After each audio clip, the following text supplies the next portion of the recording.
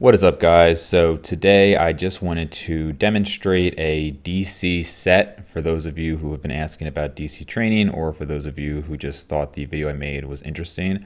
I've talked about DC training quite a bit, and I've mentioned the creator of it, Dante Trudell. So I just kind of wanted to provide an example, because if you haven't done rest pause before, you might not quite understand it. So this is an example of me doing dips.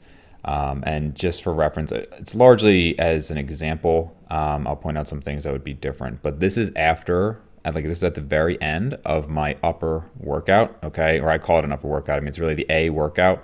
So if you recall, the A workout is chest, shoulders, triceps, back width, and back thickness.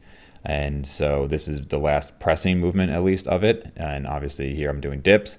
This is my tricep movement. So it's kind of hard to see from this angle, but the bars are pretty close to one another.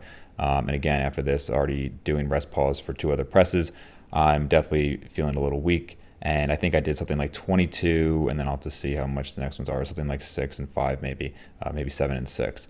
And so if you'll see here, I'm resting about what he says is 15 breaths. I think he says sometimes like 10 to 15 breaths. In my experience, especially for bigger guys, this can be 45 seconds, even upwards of a minute.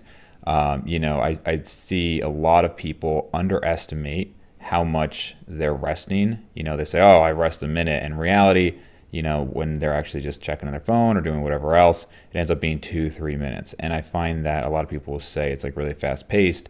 But to me, DC training, and this is semantics, DC training to me is really 3 sets with short rest periods, because again, by the time you take 15 full breaths, there's a recent video I'll put a link to with Dante training Dusty Hanshaw again, which was pretty cool to see.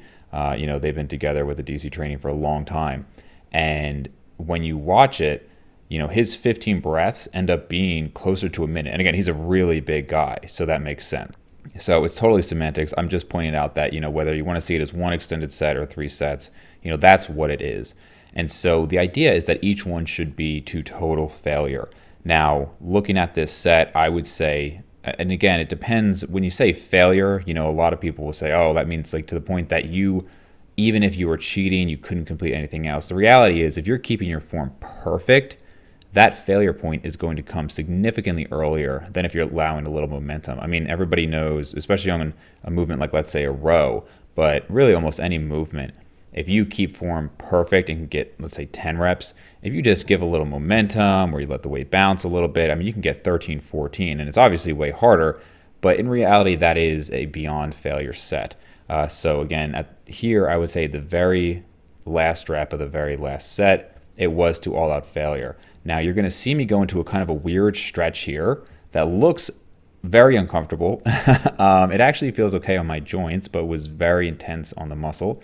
Now, Dante is big on these intense stretches. So after you finish your set, you're going to go right into an intense stretch for 60 to 90 seconds. So here you can see how I'm placing my hands in, okay? So I'm rotating them internally, and then I'm pulling myself forward. Now, the angle is not great. This machine, I mean, I'm pretty tall, but this machine's a little high up, so it'd probably be better if I had a plate or something so I'm not also falling down. But it's a very intense stretch on the chest here and the triceps. And so this was one that I recently saw Dante, just in the last couple of months or maybe year, recommend. Obviously, one that you can do for chest would just be like a dumbbell fly, just holding the weights back, or for a tricep. And you can see here, I just couldn't make it past a minute. And again, part of that was the position. So for pretty much every movement, you're going to have an intense stretch after the movement, okay? So the 3 sets, we're talking to Scott Stevenson about it. He had mentioned that after the 3rd set, okay, the end of that rest pause set, you will actually do like isometrics, like a static hold, where you're just trying to get it a little bit in that intense range of motion, where you're just trying to get every little bit out that you can, okay? And then you go into the intense stretch. Now, there's definitely debate as to whether these stretches actually do anything. I think when you look at the research, there's not a lot out there. Everybody's familiar with that study on the quail wings, where they're hanging, and they saw unbelievable muscle growth.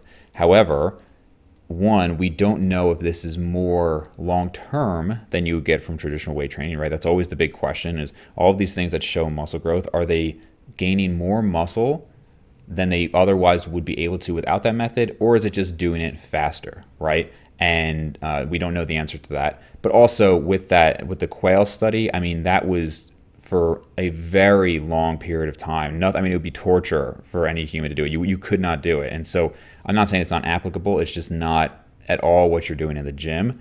There was another study on calves that showed that stretching with an intense stretch did create some growth. But again, how is that going to compare to traditional weight training over time? And we don't know. Some people aren't in favor of the stretches at all. They say they don't feel that they do anything. Some say that they're injurious. That's why, like in Fortitude Training by Scott Stevenson, you'll see different types of stretches. So, and it's kind of auto-regulated whether you want to do an intense stretch or just more of like a mobility stretch. So I would kind of side with that, where I'd say, like, if there's something that's going to hurt, obviously don't do it. Some people could maybe mess up their pec or something like that if they're doing these intense stretches. And also it's going to depend on the muscle group, right? So there are some muscle groups, like, some people find it hard to really get a good stretch on their biceps or their shoulders, whereas chest, quads, triceps, those are usually muscle groups that can get a really good stretch. And so, if you want to see, I'm not going to say a full breakdown, but if you want to see a more comprehensive breakdown of DC training, I will link to the other video as well. Check that one out. There's also a lot of information online about DC training. I'm not going to act like I am the expert on it at all, but I have read about it probably for the last decade or more, and I have done it myself, and you can find my opinion there. But anyway, I just wanted to show this here to give you guys an idea of what that rest pause might look like, followed by the intense stretch. Some people were asking about that as well. If you have any other questions about it, feel free to post in the comments below. As I said, I am a fan of DC training in general. I'm not saying it does anything that other strategic programming can't do, but I personally enjoy it and I find it fun, and I think there's a lot of other people out there like that. So again, any questions or comments, leave them down below. Always appreciate when you like the video and subscribe to the channel, and I will talk to you guys next time.